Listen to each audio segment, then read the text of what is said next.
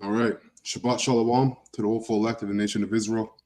We're going to start off this lesson by giving all praises and honor and glory to YAHAWAH, HaShem, Yahushua, QADASH. All right, and double homage to the apostles and the bishops and the elders of Great Millstone who rule well and have taught us this word in truth and sincerity. And peace and mercy to the elect that's also pushing this word, truth and sincerity across the four corners of the earth. And the rest of you that sincerely believe, peace and mercy to you. So in today's class, we're going to finish up with Galatians, the 4th chapter. And so I changed the title here because when you go into Paul's letters, he basically touched up on two topics within the letter. The first topic was sonship in Yahawashi, and the second topic is the free and bond, as we're going to get into. Because you still have the majority of Israel is likened to the bond, right, and the elect, right, which is the remnant of Israel, are likened to the free. So let's see. Let's going to get right into that and see what all that means.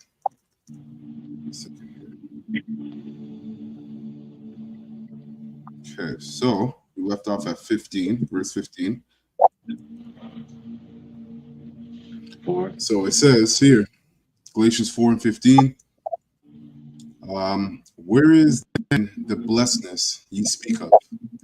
For I bear you record that if it had been possible, ye would have plucked out your own eyes and have given them to me.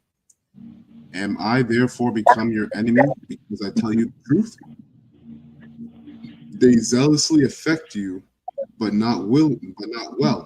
Yea, they would exclude you that ye might affect them. Now, I'm going to read this in NLT just to bring some clarity, because basically what Paul's going into is that, and you see it today, you know, when it comes to this truth, the leaders and the teachers of Israel, the majority of them are more concerned with a popularity contest when it comes to the word of the Lord, showing you that they don't actually understand the word of the Lord and what this is really about. It's not about how many followers you have, okay? Because the scriptures talk about wide is the gate, right, that leads to destruction. So I'm gonna read this in NLT. It says, verse 5 or verse 15.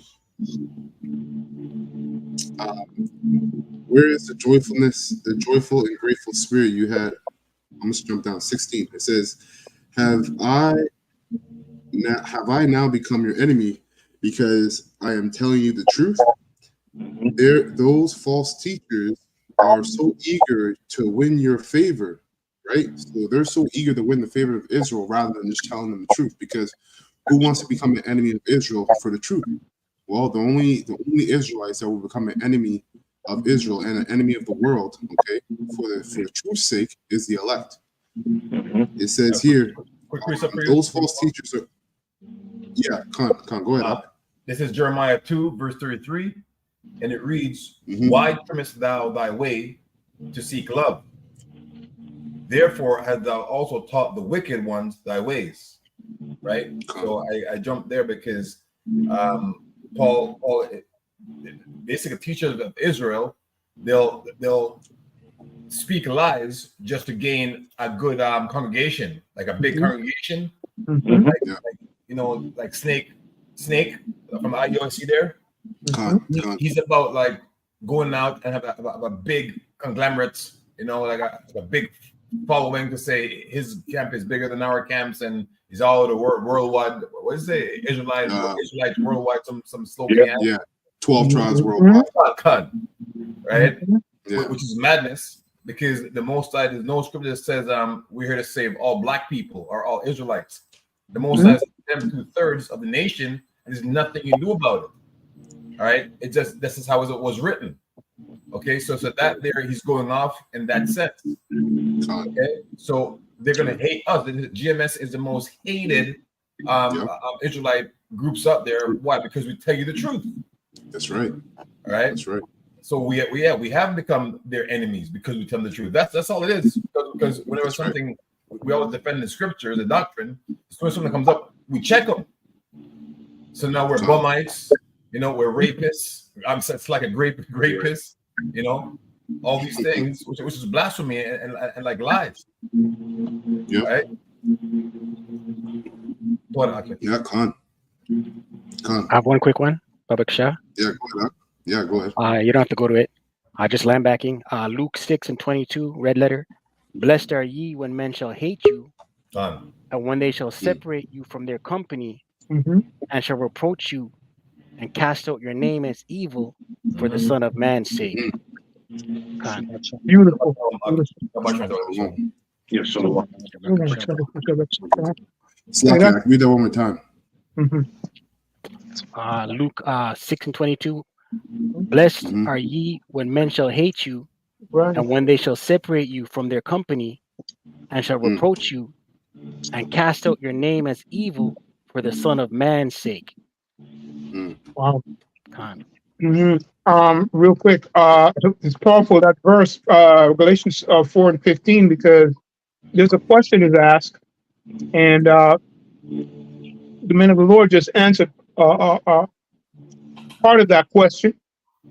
Well, actually, not part of that question. Basically answered the question, and I have a couple of precepts that I'd like to throw in, because the question is about where's the blessing in all this? Where's the blessing in IUIC doing all this stuff? Okay, I'm going to call them out by their name.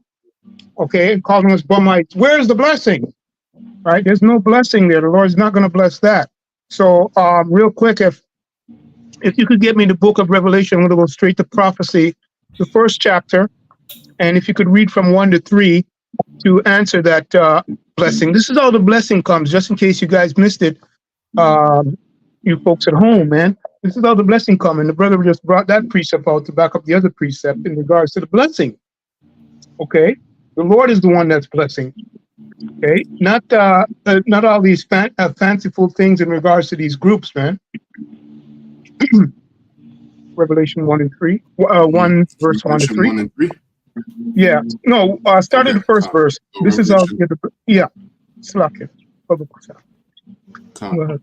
So Revelation 1:1, it says the revelation of YAHAWASHI HAMASHIYACH, the power which Yahweh gave unto him to show unto his servants things which must shortly come to pass, and he sent and signified it by his angel unto the servant John, right, who bear the record of the word of Yahweh and of the testimony of YAHAWASHI HAMASHIYACH, and of all things that he saw. Blessed is he that readeth, and they that hear the words of this prophecy, right, and keep those things which are written therein, for the time is at hand. Beautiful. So simply put, this is how the blessing is going to come. Of course, this is the order of things, and like I said, real quick, these groups said, they're not moving in that direction. YAHAWASHI is not in their picture. They're all about themselves. So, simply put, I just wanted to share that. And if you could just read Galatians 3 and 14, and that's the point, right? Just bringing it together in regards to how that blessing is going to come, and in the light of not only history, but prophecy. So Galatians 3 and 14. And that's it. Just waiting for this thing to load up. Taking a sweet time.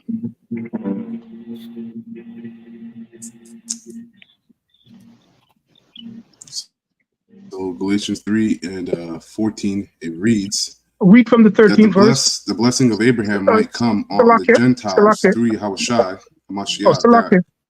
Salakia, brother. Can you just read from the 13th verse, just to tie it in together, and that's it? So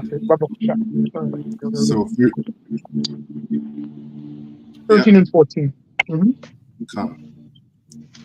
So verse 13, it says, YAHAWASHI has redeemed us from the curse of the law, being made a curse for us. For it is written, cursed is everyone that hangeth on the tree, that the blessing of Abraham might come on the Gentiles through Yahushua HaMashiach, that we might receive the promise of the Spirit through faith. There you go. I mean, right there in a nutshell. So, you know, that's why the question was asked, and those wonderful precepts came out, man. You know, it's where's the blessing? How's the blessing going to come? From flying here to there, doing all these things, going outside of what the Lord said that we ought to be doing. Okay. Anyway, that's all I got on that.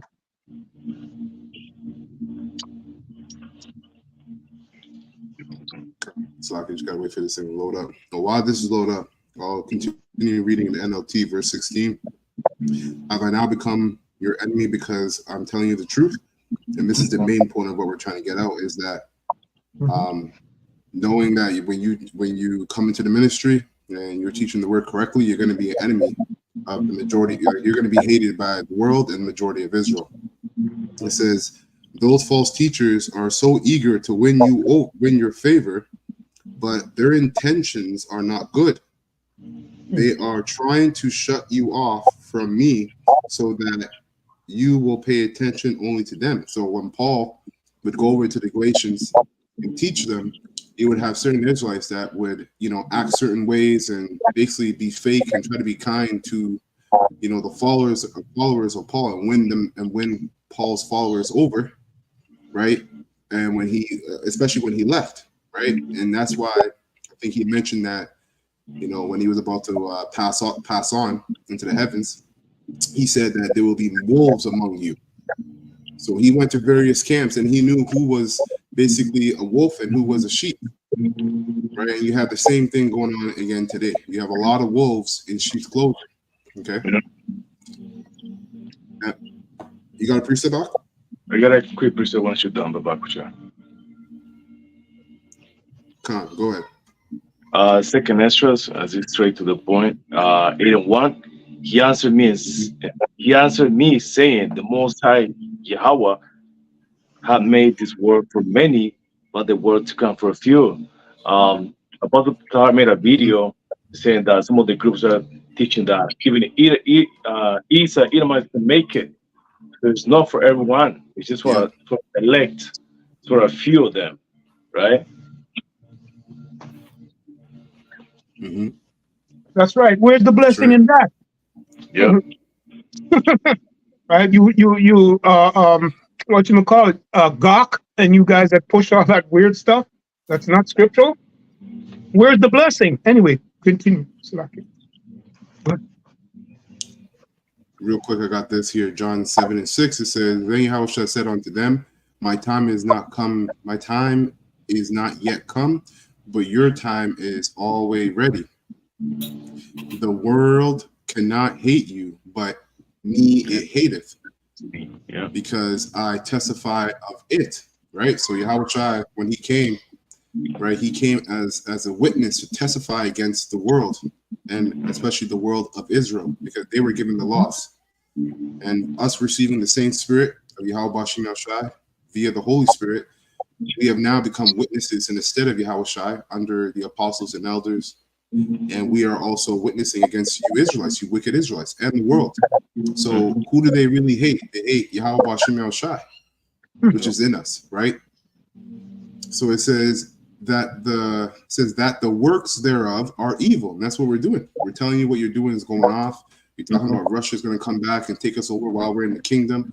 You say the MOTB isn't something that's supposed to be in your body, and so far and so on.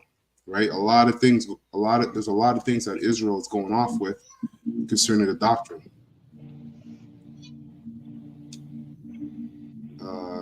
One more here I just want to get real quick in Rome 16 and 18. So especially for you younger brothers in the truth, man, you got to learn to have a thick skin in this ministry, right? And what does that mean? Is you stay spiritual. You don't. You're going to get upset, but you have to remember not to take everything that happens to you personally, because it's really the spirit that's in that wicked Israelite versus the spirit that's in you, which is Yahushua, And that's what Yahushua was talking about when he warned his disciples that they actually hate me, which is in you. They don't actually, it's not you. So Romans 16 and 18, it reads here, for they that are such serve not our Lord Yahawashi, HAMASHIYACH, but their own belly. And that's why, with these teachers, you can see it's all about a popularity contest. It's about who has the biggest following, the biggest congregation, and by good works and fair speeches, right, deceive the hearts of the simple. So going back, Galatians 4 and 17, it says, they zealously affect you, but not well. Yea, they would exclude you that ye might affect them. But it is good to be zealous affected always in a good thing, and not only when I am present with you. Right. So he's basically letting them know that these guys only treat you a certain way when I'm around. But when I'm not around, they don't treat you that same way. So are they really for you and teaching you the truth, or are they just for their own bellies and filthy lucre's sake? Going on, it says, verse 19, my little children, of whom I travail in birth, again, until Yahushua be formed in you, I desire to be present with you now, and to change my voice, for I stand in doubt of you. I'll read it NLT real quick for some clarity.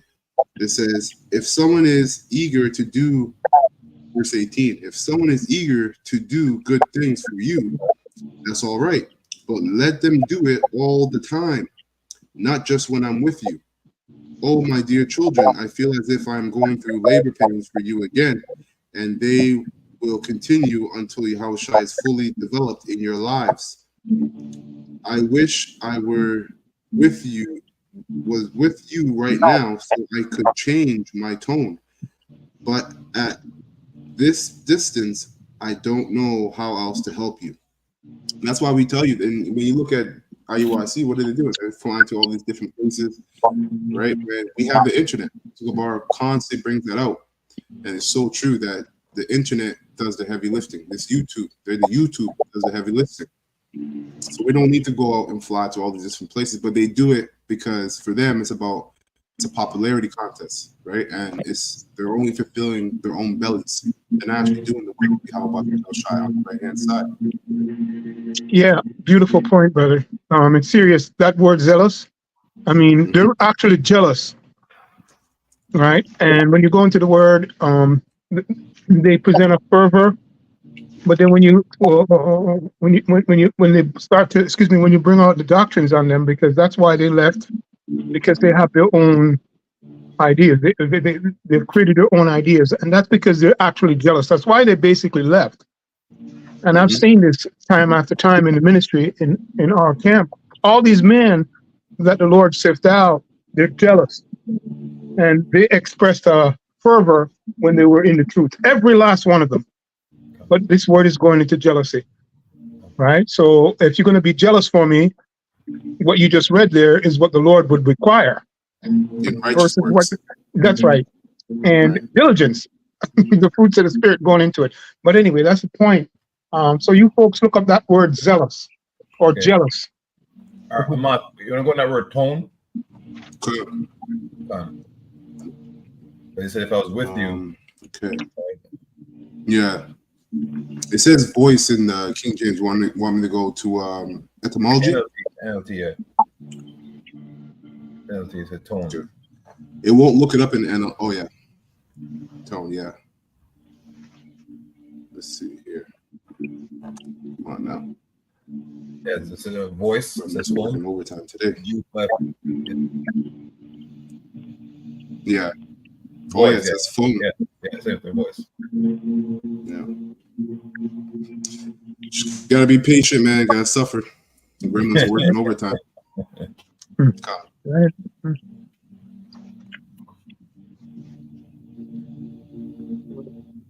Because you keep in mind that he's saying in NLT, I think in King James he said, "Oh my children." See what it says in Right. Yeah, so my little children.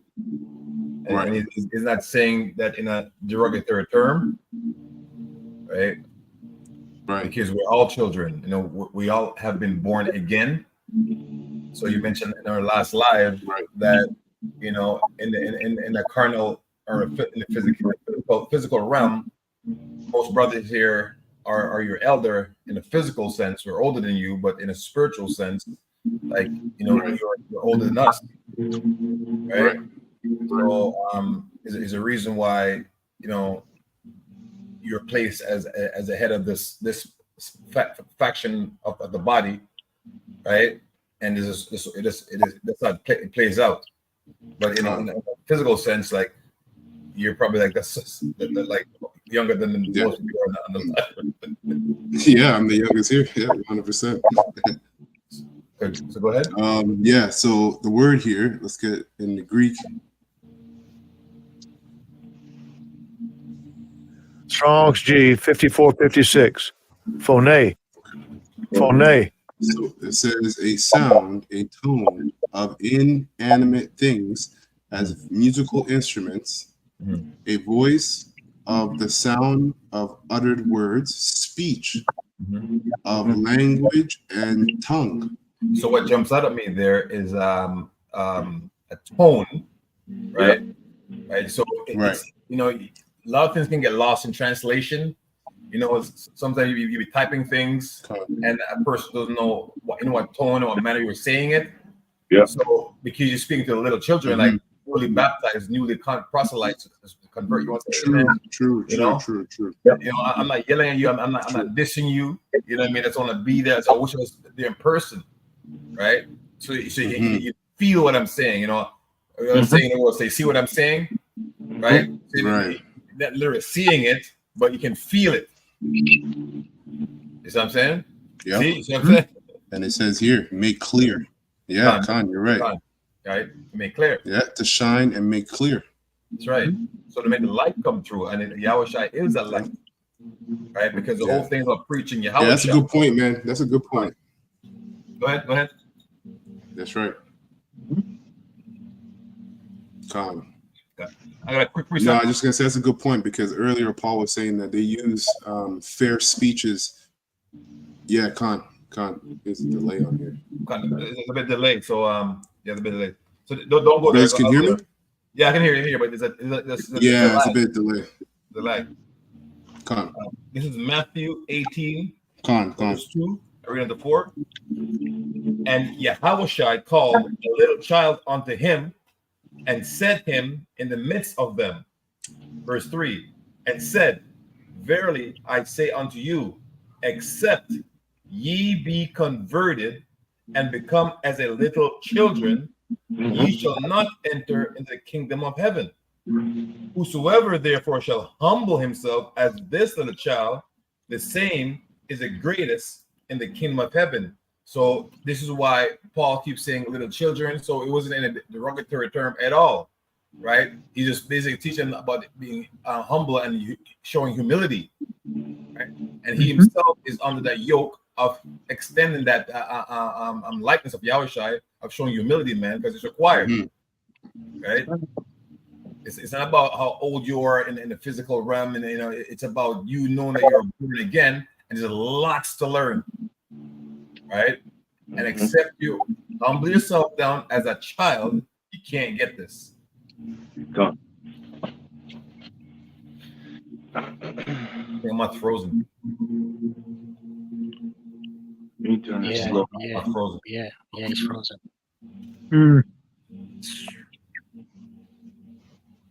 Esau, man. Yeah. Well, right now there's probably a cyber war going on. You're probably stealing money and shit like that. So you might just reboot. Because remember, it's a Friday, so we have to be aware of. Con. And it's a long weekend too. Caravan is getting, wickedness are going on. Yeah. Well, double Sabbath. The double Sabbath. Gone. Yeah. It is.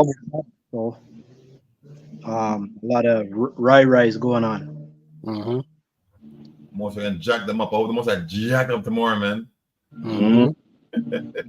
Yeah, there's usually a couple of guests by float.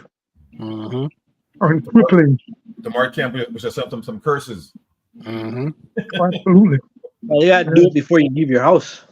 Right. Because Right. I know certain brothers are gonna have to leave a little extra early for tomorrow because of the jam up. Yeah. That's why most people go to. Salakia, I just wanted to say something real quick on were you done there, Yahawah? Oh, I didn't know. No, I was just explaining something because we were because of the delay there. Because I was saying that it's probably a cyber war and shit like that, and it's a double Sabbath. So true. No, it's true. Because usually this thing is But my internet that I'm using before I tried to get in, I was having trouble coming in. So my internet's acting up too. And it's mobile, and it's using under Bell. I was gonna say something real quick based upon what Kazak said on tone. Paul, it's a good point because Paul brought up the fact that they use fair speeches, right, to deceive the simple, and the simple are like the money for these wicked teachers is in the newcomers coming in. That's where the money is. You know, those of us that have been in the truth long enough, you know, you can't really just easily convince us because we've been in the truth long enough to understand what's right and wrong, right? But these Paul, when he was talking to the Galatians, a lot of them were just new in the truth. They were newcomers, so they were being easily deceived by different tones and fair speeches. You know. Yeah.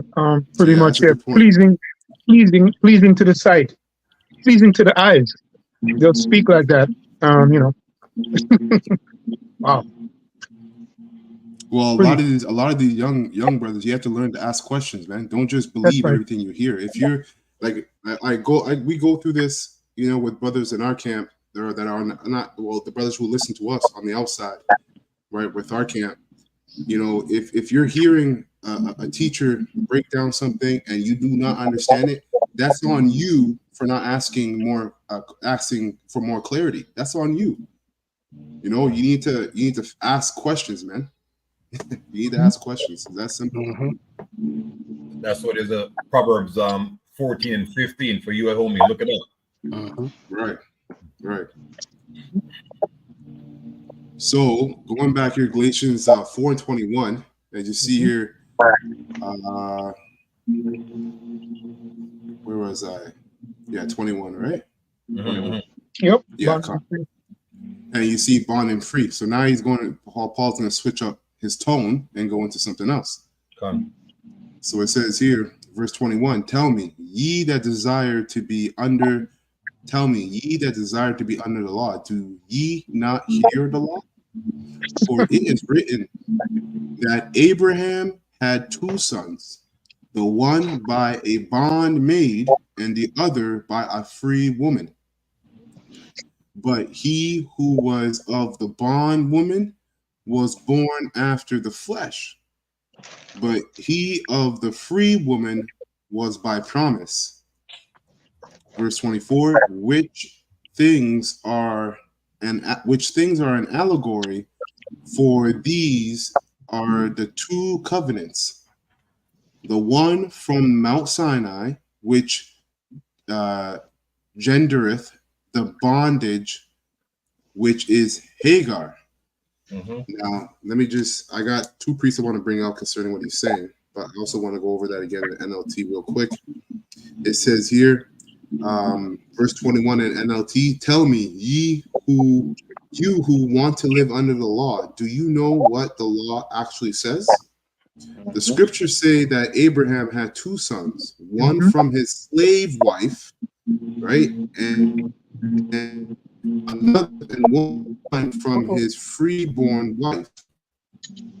The son of the slave in a bring about the promise. The son of the freeborn wife was born at the house fulfillment of the promise of his promise. Now this is deep, man. Paul's really spitting game on this because we just mentioned earlier jealousy, right? And when you look at Israelites, like the 2/3, right? There is a lot of jealousy, all right, versus the elect. Because you see that you don't want to see it, willfully ignorant. You can see we have the truth. Now, what was given was a promise. Truth they have 100% truth, 100% understanding of the word was a promise, and you have Israel that are trying to fulfill the promise of being of the elect, right, through the flesh instead of through the spirit. So they're willfully trying to go out and forcibly changing doctrine and forcibly twisting the words, right? And with that, they come across a big congregation, and now it looks to them, it makes them feel like, yeah, you know, I am chosen, I am anointed. How can I not be with all these followers? Because there is jealousy going on between, when you read the story between Abraham's wife and his wife Sarah and his second wife, right? Okay. Now there's jealousy in Israel as well. It's like really bad, brother. Maybe log on and come back in. He's frozen again. Oh, again. Yeah, slow. Yeah.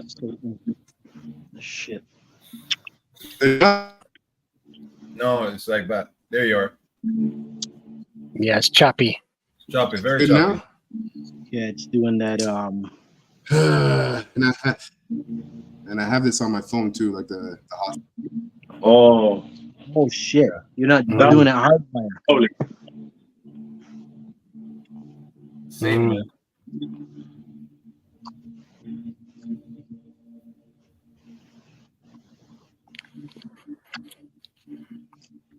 Yeah.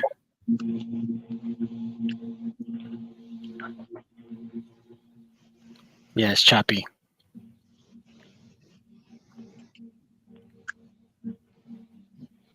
See? Yeah. Yeah. Yeah. Yeah. It's choppy. Shalom. Good? Shalom. How's it now? A lot better. Well, Oh man. Talk about trial, eh? Mm. Test the patience. Test the patience. Yeah, Okay. Esau, man. I know. Oh. he's busy. Okay, so you know what? I'm just gonna, try to keep this short and sweet, but I'm just gonna say Hagar represents a jealousy. There was a lot of jealousy going on between Hagar and Sarah, just like there's a lot of jealousy going on between Israel, the 2/3 and the elect. Okay, that's the point I'm trying to make. Now I'm gonna bring out two precepts on that point. Romans 4:18.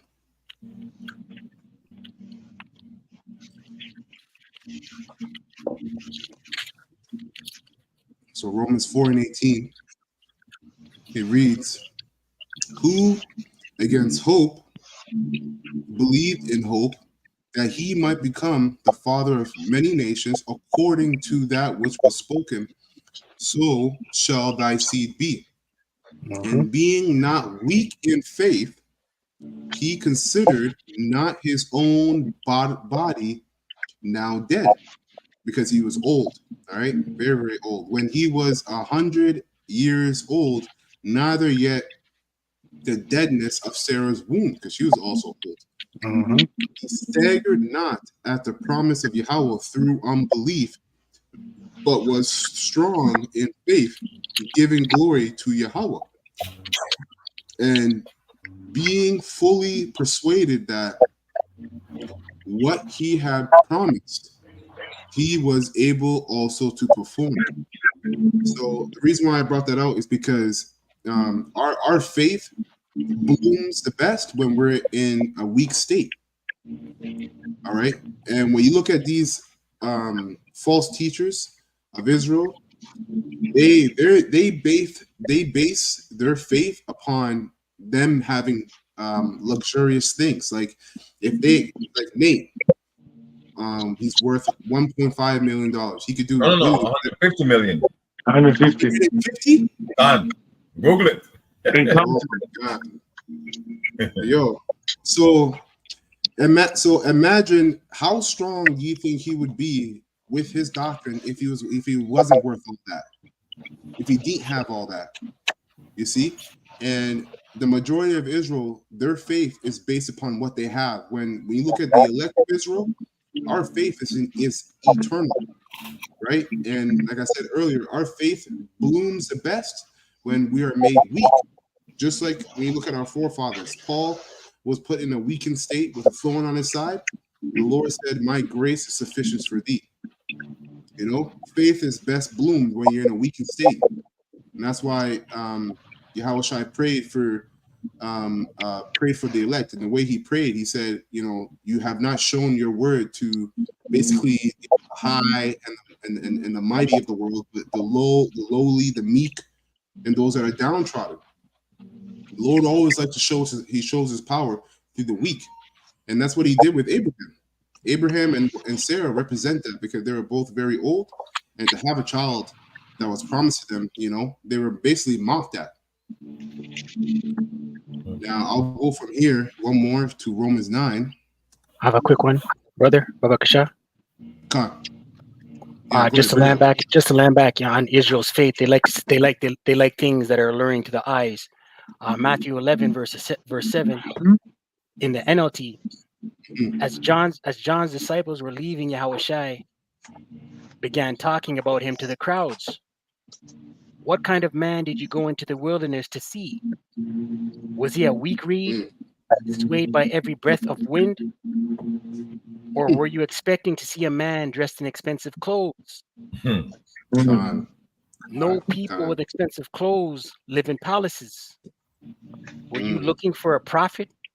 Yes, and he is more than a prophet, right? So YAHAWASHI was speaking about John, you know? And we know, according to scripture, John ate locusts and honey, and he was dressed in was it camel's hair? Yep. Right? So he wasn't highly esteemed with the eye test among Israel. You know, they looked at him like he was bugged out. You know, and that's 2/3 of our people today. They look at the shiny purple, you know, the 30,000 plus followers, the marching. Right. Who's the king? Right. Right. And they're drawn into that. Yeah. Judah. Yeah. Wow. That's right. What made John the Baptist greater was the spirit of humility. It says he was one of the meekest men ever lived. Right under YAHAWASHI. So that's how he came, was his humility. The theme. Yep. And it's so funny, man, because the spirit jumped on basically these 2/3, and I think it was IUIC that was calling us bumites. Yep. And that's ironic because John was basically, think of it this way: if a homeless man came to you with camel's hair of an animal on his body, and had honey in one hand and grasshoppers in the other, and he's trying to teach you the truth, how many Israelites would sit there and listen to him? Nope. You know what I mean? So they were just, hey, man, that's ironic that the spirit had them call us bumites, man. That's a compliment. Let me get this real quick. Romans 9:7, it says, neither because they are of the seed of Abraham are they all children, but in Isaac shall thy seed be called. That is, they which are the children of the flesh, these are not the children of Yahweh. But the children of the promise are counted for the seed. And the children of the promise isn't all of Israel. On this side, the children of the promise is just the elect. That's right. Where 2/3 are right now, they're the children of the flesh. That's right. Any precepts before I move on?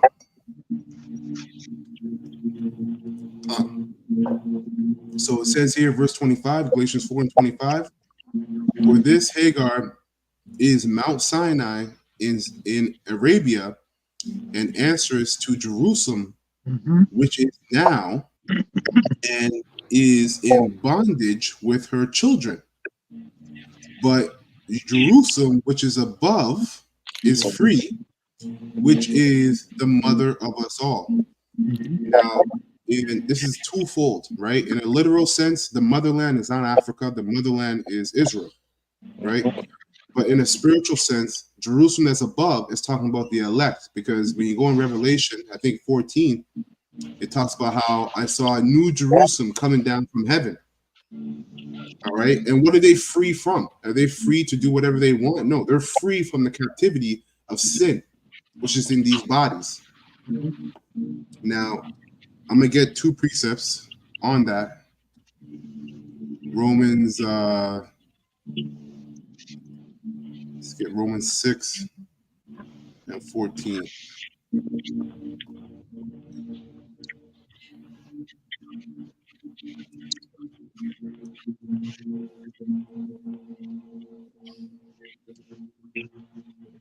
So Romans 6 and 14, it reads, "For sin shall not have dominion over you, for ye are not under the law, but under grace." Right? What then? Shall we sin because we are not under the law, but under grace? Yahweh forbid.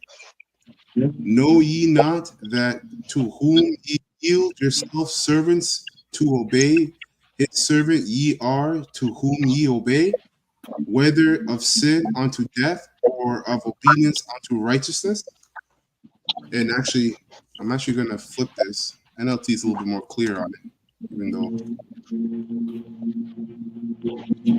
Yeah, so here in the NLT, it just says here, verse 14, "Sin is no longer your master, for you no longer live under the requirements of the law. Instead, you live under the freedom of Yahweh's grace. Well then, since Yahweh's grace, YAHAWASHI's grace has set us free from the law, does that mean we can go on sinning? Of course not. Don't you realize that you become the slave of whatever you choose to obey?" Right? So a lot of Israelites have come into the grace. Like, think of it this way, man. A lot of Israelites, it's like you owe $50,000 in debt, and you're given grace to pay off that debt. But all you do with your grace period is acquire more debt. That's what the majority of Israel is doing.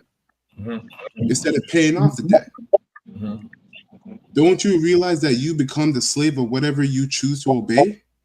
You can be a slave to sin, which leads to death, or you can choose to obey Yahweh, which leads to righteous living. And what does that mean? Because some of you might say, well, you know, we can't keep the law anyway, so we're always going to be slaves to sin. No, a slave doesn't fight for freedom because it's a slave. So just because we sin doesn't mean you don't fight against the flesh. You don't resist the flesh. There's a lot of instances where if you resist the flesh, the Most High will basically save you from that temptation, as he has said in His Word, right? I will never put you through any temptation that you can't handle. And the Most High is strong enough and merciful to save you out of temptation. See, the majority of Israel don't even fight against the temptations of their flesh. That's why in IUIC you had the whole adultery thing happen a month ago. You had a man basically sending nasty ass texts to his wife into the bathroom, take a picture of his rod, send it to the woman, sit right beside the woman's husband, talking about SHALAWAN. That's not an Israelite that's fighting against the flesh. Okay? That's an Israelite that's using grace as a cloak of maliciousness. And then they have a one outside this arena would say, you can't judge me and nobody's perfect. That'd be their comeback. And well, nobody's perfect, you know. A quick precept. Job chapter 1 verse 1. There was a man in the land of Uz whose name was Job, and that man was perfect and upright, and one that feared Yahweh and eschewed evil. So it tells you about the characteristics of the 1/3, right? And what makes you perfect is what? The fear of Yahweh, and you shun evil. That word eschewed, it means like you shun. So I don't have nothing to do with it. Like the more and not one brother in their right mind is saying, I'm gonna put on my feather suit, my booty shorts, and go in there and get some skins. You know, we said we'll put curses on them. We said we'll put curses on the parade. Right. So we fear the Lord and we shun evil, man, because guess what? You might go there thinking, you're in the right spirit. Next thing you know, the demons jump on you. You see a married woman, right, looking good. Next thing you know, you're sinning, man. That's right. All she has to do is lie. That's it. That's it. To draw you in, and you're done. That's all she has to do, man. That's true. Can I bring this up, Bakasha? Yeah, Matthew 5:48. Be ye therefore perfect. That's right. Even as your Father, which is in heaven, is perfect. That's right. So Yahushua would not be telling you something that's not possible, right? So I read in Job how to be perfect. You shun evil. Exactly. And then the beauty and the gift of all this is that when you fail to shun evil, guess what? Because of your attempt to shun evil, which is the righteousness, the righteousness of your heart, your mind, you're giving grace. YAHAWASHI goes and pleads to the Father for you, saying, you know what, he tried. I know he fell, but he tried. He doesn't want to do it in his heart. You see? That's a beautiful thing, man. That's right. So going on here, Romans 6:16, NLT says, do you realize that you become a slave to whatever you choose to obey? You can be a slave to sin, which leads to death, or you can choose to obey Yahawah, Bashim al-Shai, which leads to righteous living. Thank Yahawah, Bashim al-Shai, once you were slaves of sin, but now you wholeheartedly obey this teaching which we have given you. And that's how we feel right now, man. Like I don't worry about tomorrow at all. It doesn't cross our mind to go see what's down there. Certain brothers, based on what they do to maintain themselves in a financial aspect, they might have that, and I hope YAHAWASHI is with those brothers that if that's what they end up doing, to not be, and then to be mindful, right? Just pray the Lord's Spirit with them and do what's necessary to, give us some funds and get out of there. Yep. Yeah, that's right. Get out of. That's right. Yeah, it's true. Get out of Dodge. Yeah, right. And it says, verse 18, now you are free from your slavery to sin, and you have become slaves to righteous living. Because of the weakness of your human nature, I am using the illustration of slavery to help you understand all this. Previously, you let yourselves be slaves to impurity and lawlessness.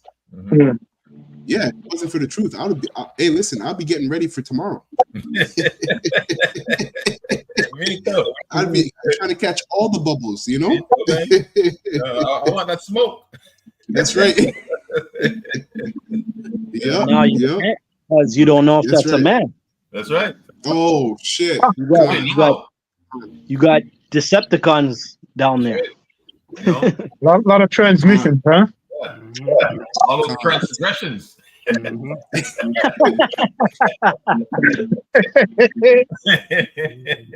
Oh shit! My heartbeat would be 200 beats per minute right now. Yeah. Yep. It says impurity and lawlessness, transgression, which led ever deeper into sin.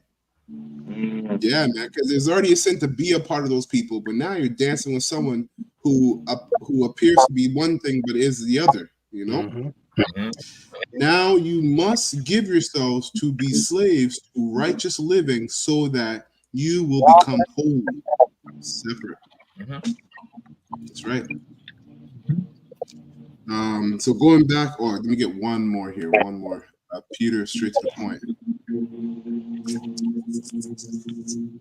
2 Peter or 1 Peter 2.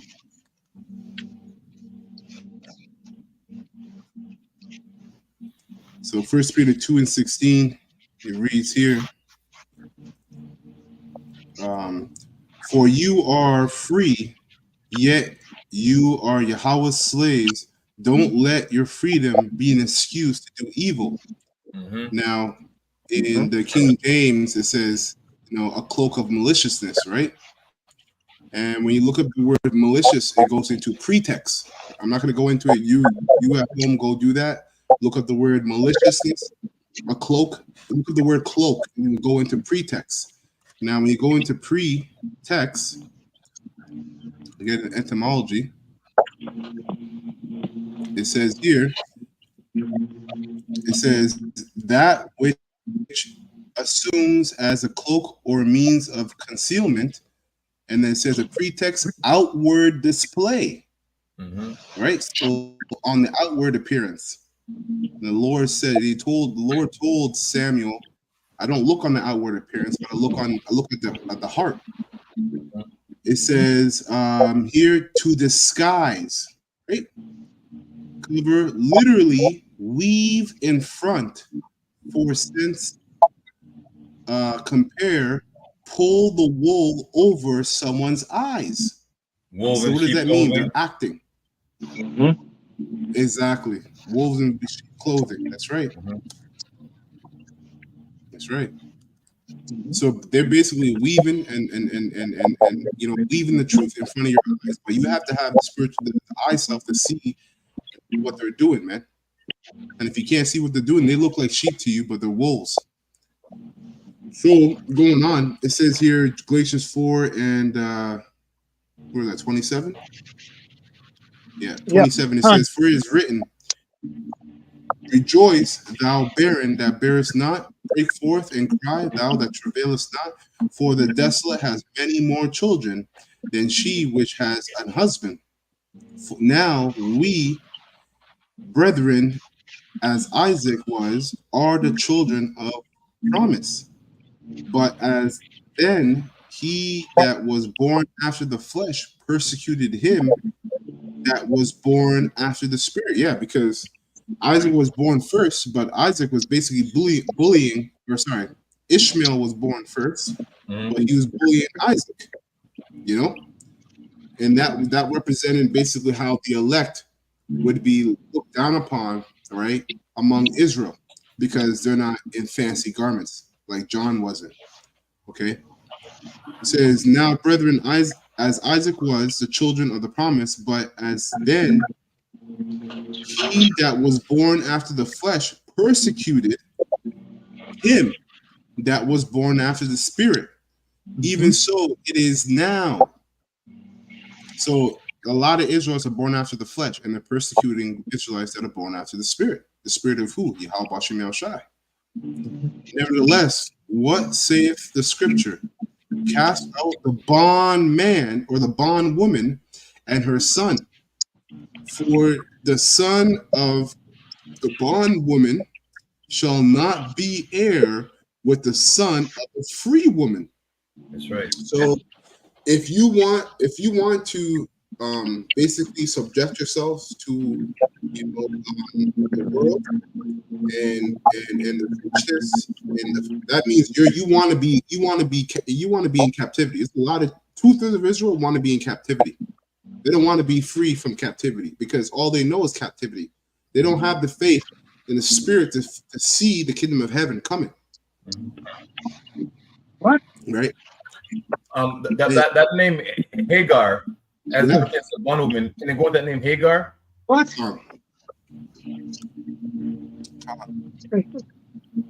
Where is she here? Right there. Right there. Hagar.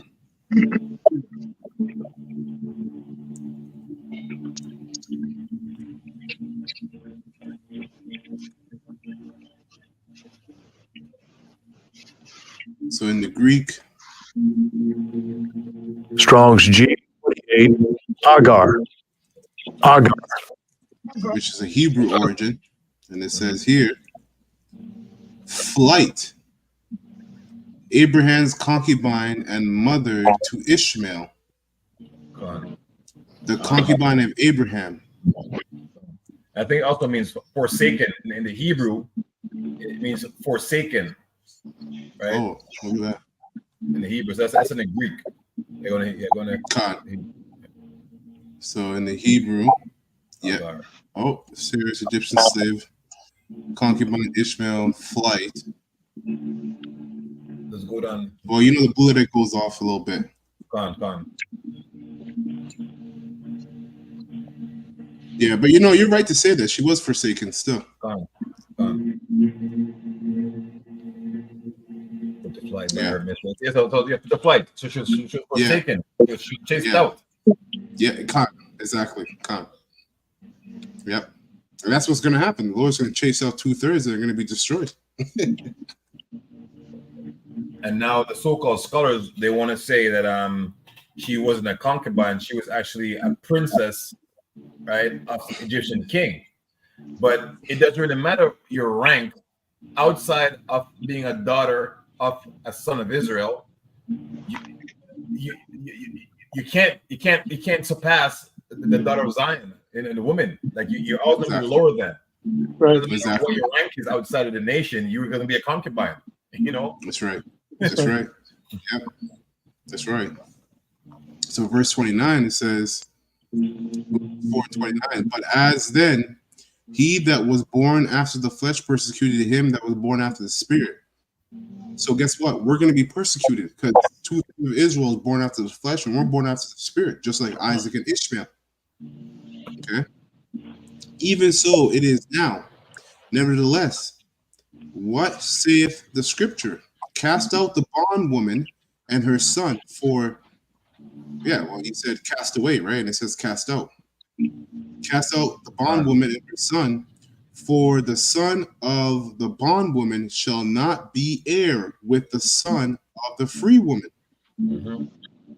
So then, brethren, we are not children of the bondwoman, but of the free. That's right. Right.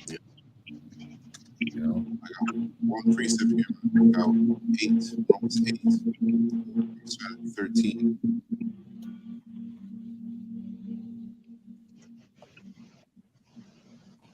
So Romans 8 and it's NLT. Let's get this in the King James.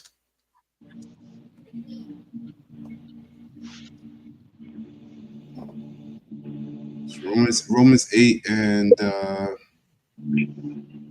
let's say 12. Romans 8 and 12 says, therefore, brethren, we are debtors, not to the flesh, but to live after the flesh. For if ye live after the flesh, ye shall die. But if ye through the spirit do mortify the deeds of the body, right, ye shall live. Right, and that's what we're given. We're given grace to do this.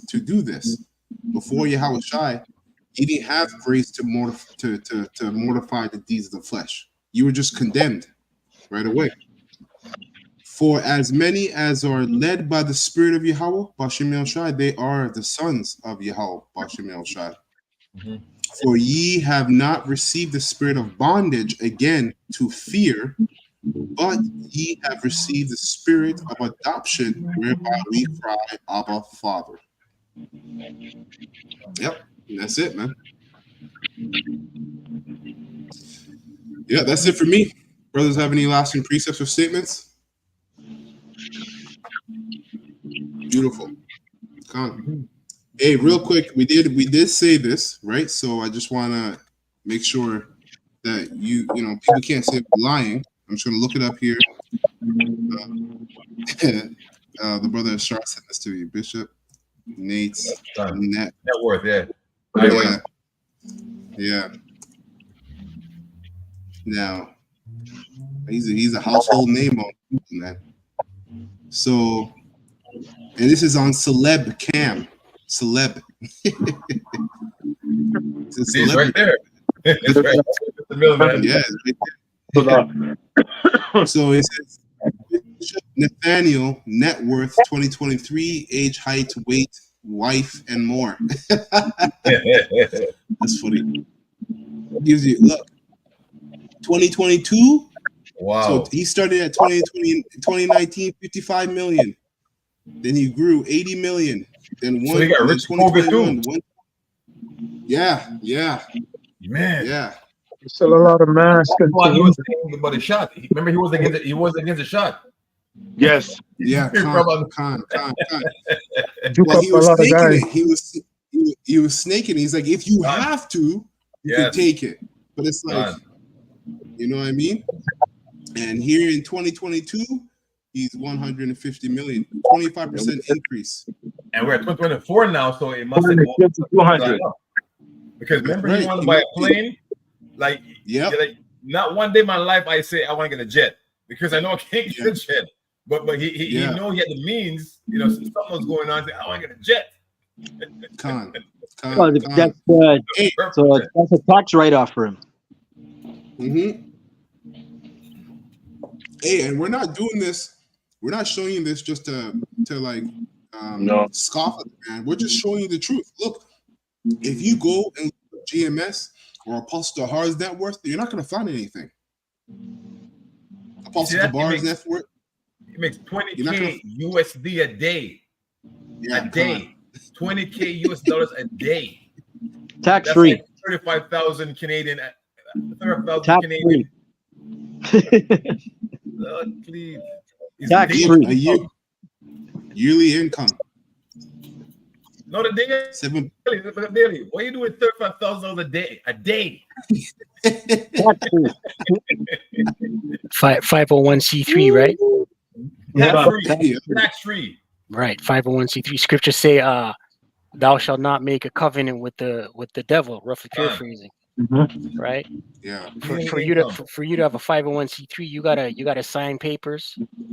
Right. You gotta make a covenant. You gotta make an agreement. And then you're muzzled. Wow. You can't. You have to speak what they deem you should speak. Righteous. Yeah.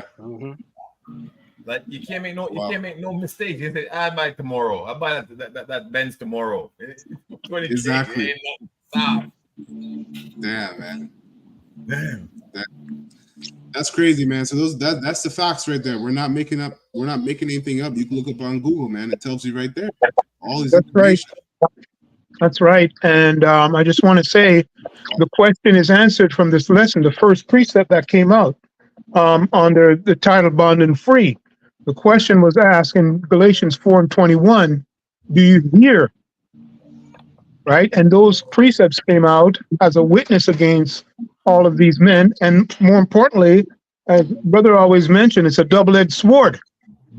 So I have 3 quick precepts to read because just in case you people start to get funny about what just came out, the question was answered in regards to Galatians 4:21, bond and free. Did you hear did you hear? Right? And that word, it says hear the law. Yeah, it says, do you hear the law? Right? So the precepts came out in regards to the unification of the spirit working and the law. So the word here, when you look up the word here, it talks about evidence, right? So the precepts that came out was the evidence that points to the law. But did you hear it, you people? Did you hear it? Right? So I have 3 precepts. If you could just read those, it's straightforward. St. John 5:45-47 on the point. Okay, because these men, make this point real quick. You know, and this is like you have to understand this in the spirit. A man this is what the scripture is saying. A man that's making this much a year and growing in his business, right? It's a business, and it's making this much a day, right? Making this much a month, making this much a year. Guess what? A man like this is likened to being a man under bondage, right? And you have to really see it that way. A lot of Israelites will look at this and be like, how can you say this man is in bondage? He's living good. He's living free. He's blessed. It's not about it's about the spirit. In the spirit, he's poor, right? But in the flesh, he's rich. But the flesh wastes away. So I have to say that. No, that's beautiful because it's straightforward. We're gonna see hereafter, right? If these men heard what the Lord said, because there's a special blessing for hearing, and there's a special blessing for going into the words of what He's saying. Right? The Lord gives that blessing. So St. John 5:45 to 47, right? And that relates to Galatians 4:21. Did you hear? And those wonderful precepts came out and breakdowns in regards to it. So I just thought I'd just bring it back in regards to what was said about the IUIC leader. Go ahead. So just read. Well, St. John 5:45, it says, "Do not think that I will accuse you to the Father. There is one that accuses you, even Moses, in whom ye trust. For had ye believed Moses, ye would have believed me, for he wrote of me. But if you believe not his writings, how shall ye believe my words?" Right. So I brought that out. I mean, when you go into, IUIC doctrines, man, they don't believe it. They don't believe in his imminent coming, man. These guys do not believe, man. They just talk about it, and their breakdowns are off anyway. But that's besides the point. So yes, the precepts came out in regards to, did you hear? Okay. And you know what? Right. This is also leading a lot of Israelites. Like, if I bet you anything, we're not the only Israelites to look up Nate's net worth. Listen, if I was in the world, I'm saying this for edification's sake. If I was in the world and I looked up what I just looked up now, I would join IUIC to try to make money. Of course, it's the truth. If the head is making that much, how much? The ones under him are doing good too. Pyramid. So exactly pyramid scheme. A lot of Israelites are just joining IUIC in these camps to make money. Because, hey, remember years ago there was that one Jake that said, "I don't want to be woke and broke." You want to be in the bond group. They want to be in the bond group. They can have their bond group. Well, they don't know it's a bond. They see the money as freedom because they're flesh. They're not spiritual. Yeah, they see the garments. They see the garments and the fringes, or t-shirt and fringes. T-shirt and fringes. I got a precept. Bring it up. Come on, go ahead. Matthew chapter 19, start at 16. And behold, one came and said unto him, Good master, what good thing shall I do that I may have eternal life? And he said unto him, Why callest thou me good? There is none good but one, that is Yahawah.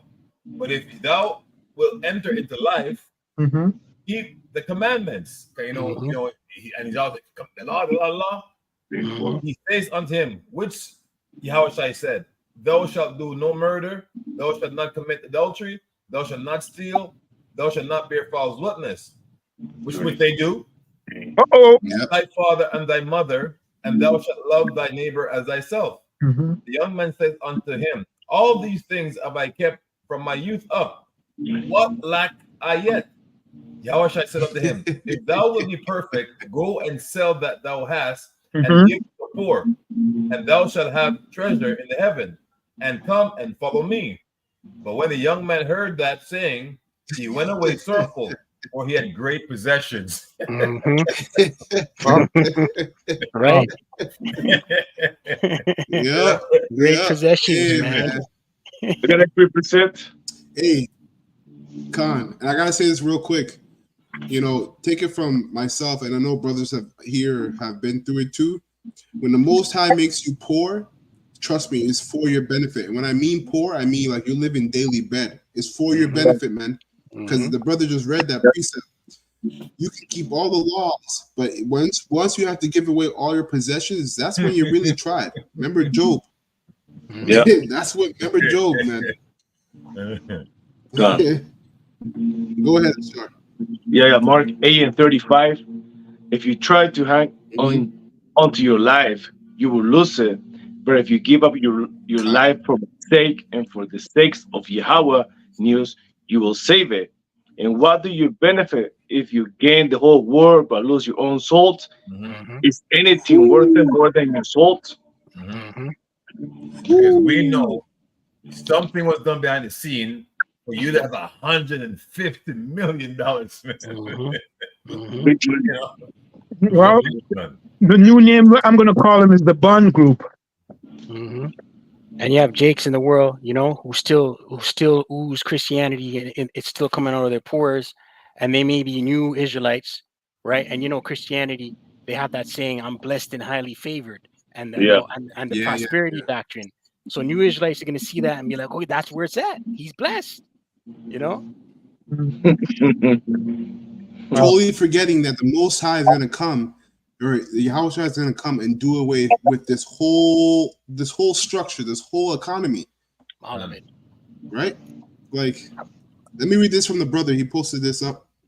From Tazah Panyam Banyaman, Mark 13:13, and ye shall be hated of all men for my name's sake, but he that shall endure unto the end, the same shall be saved. And that's real richness, is being saved from the destruction and then being given new bodies where we're programmed to be righteous and perfect, man, in righteousness. That's real richness. And then as it pertains to the hated for the Lord's name's sake, and we always bring out that word name is going to reputation. And the law, the Most High is about being, Yahushua is the law. And when we go and say what the law pertains as it goes into marriage and the age of consent and all these things, right? We don't say that's what we do. All we do is set the reputation, the law, what it says in the law, and we're hated for it. Because, you know, like women mature at different ages. And so it could be 12, it could be 11. Right.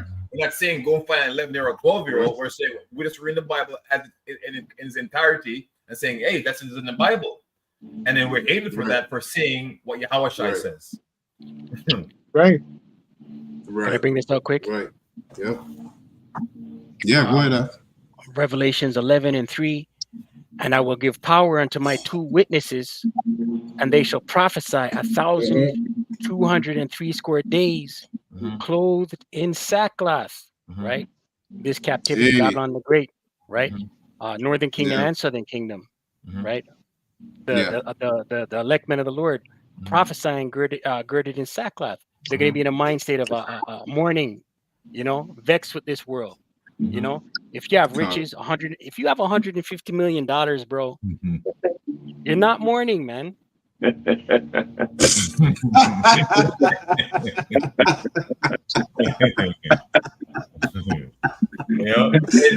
why. Yo, that is so true. Yeah. That's why you see videos. Go ahead. Of big functions. He comes out like slow motion and, you know.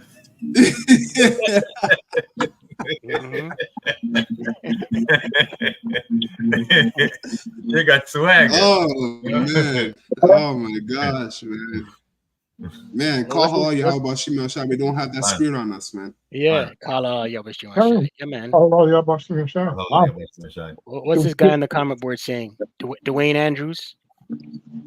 Oh, I didn't even see him. It's not popping up on here. Oh, there he is. What you guys want to know about? Anyways, man. Bug out. Straight bug out. Something carnal, nothing spiritual. Go to Pride Parade, bro. Wrong convention, man.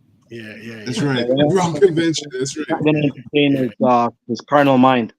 This is not a bond group of the world here. If you want to bond in here, it don't work like that, son. It's a flesh.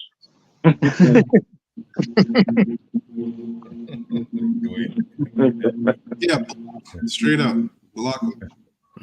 All right. So, any other precepts from Matthew? You had something there, or it was done? Say it again. No, you had something there, or it was done? That was it. Oh, I just have that was it for me here, and that's it.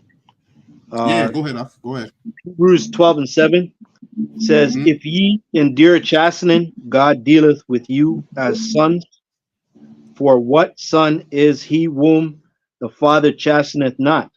But if he be without chastisement, whereof all are partakers, then are ye bastards or mamzels, and not sons." That's basically it. That's right. Great. That's right, man. Hey, so look at the suffering as a rite of passage, right? That's a rite of passage, and that's how you're becoming a son. And you always think about YAHAWASHI, man. Look what the Most High did to his own begotten son. And his son, and it said that the scripture said that the Most High was pleased to do that to his son. So how much more us that believe in Yahweh Shemashai? If he's chastening you, the Most High is pleased to do that because one, we've sinned in the past life, but two, it's going to make you better. It's going to make you have more faith in Yahweh Shemashai. Right. It's great. So, all right. So with that, we're going to close up. Lord willing, this was edifying to the elect of the nation of Israel. We give all praises and honor and glory to Yahawah, Hashem, double honors to the apostles and the elders of Great Millstone and the bishops as well, who rule well and have taught us this word in truth and sincerity, and peace and mercy to the elect that's pushing this word in truth and sincerity across the four corners of the earth, and the rest of you that sincerely believe. Peace and mercy to you. Abba, Qam Yasharahla. It's Shabbat Shalom to the elect. Shalom to the elect.